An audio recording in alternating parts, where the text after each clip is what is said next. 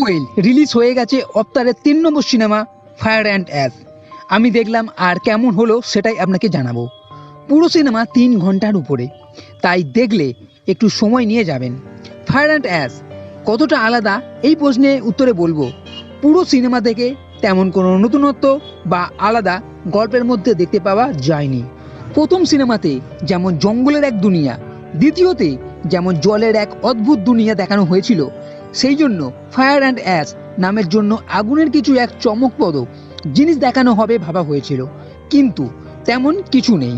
এর আগে way of water সিনেমাতে আপনি যেটা দেখেছিলেন সেটাই এই ফায়ার অ্যান্ড অ্যাশে আছে, তবে এখানে নতুন কিছু ক্যারেক্টার, এর সঙ্গে নতুন কিছু অ্যাডভেঞ্চার সিন অ্যাড করা হয়েছে।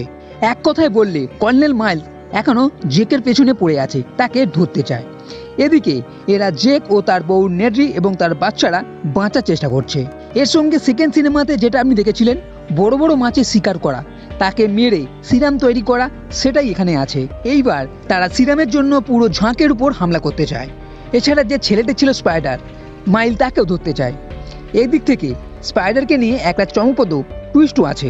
এর সঙ্গে যে নতুন ক্যারেক্টার যোগ করা হয়েছে সেটা হলো এক নাভিরি লুটেরা গ্রুপ, যার লিডার ভারাং, যাদের বলা হয় অ্যাজ পিপল, আর এরাই আগুন নিয়ে থাকে।